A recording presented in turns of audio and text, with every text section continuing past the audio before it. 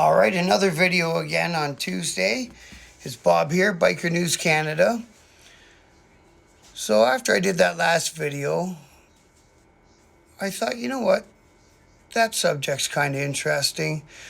So I'm going to talk a little bit about my time after I retired from the motorcycle club and after I got divorced.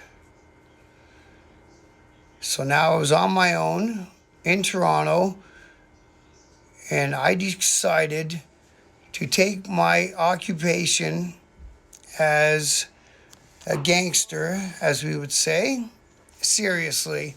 So these are the steps you got to take if you're going to be in that life and you're going to be serious about it. I had 2 cars. Only one of them was in my name. The other one is the one I use for work. The car that was in my name was addressed to my mother's place, which is nowhere near Toronto. The apartment I lived in, I knew the landlord who owned the building, paid cash, no lease. I had all my bills in other people's names. Always had a burner phone.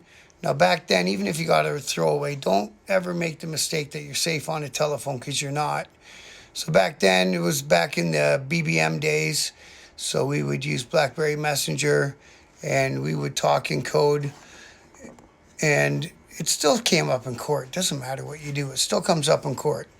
You can tell your buddy over the phone, hey buddy, go get me a loaf of bread and a pound of bacon, will ya?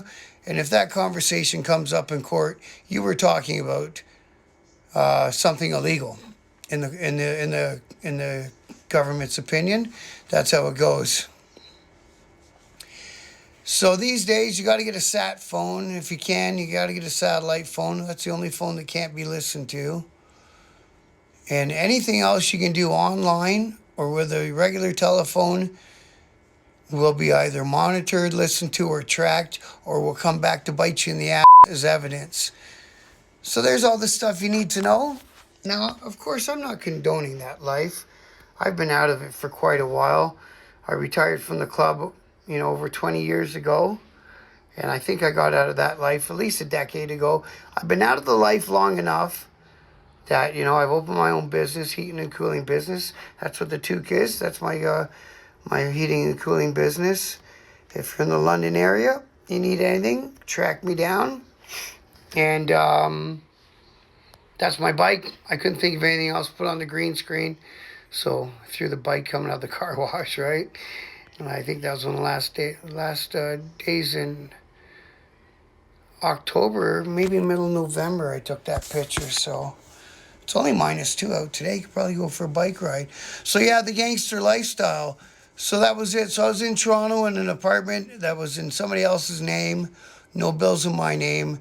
The vehicle I drove when I did work-related stuff, and I'll air quote work, was in somebody else's name. Your circle of friends gets smaller when you're in that life, because I tell you what, you can't trust anyone. If you just met somebody and they're trying to do big deals with you and trying to talk a lot of business, they're no good. You know what I mean? So that's another thing. In that world, you can't trust anyone. You got you and your guys and your crew, and that's it. Everyone else has to stay the hell away from you. Otherwise, it's not going to work out. So there's some tips. That's the world of the gangster, if you choose to be in it. And again, I'll tell you what, it's a bit of a lonely world. It's not an easy world.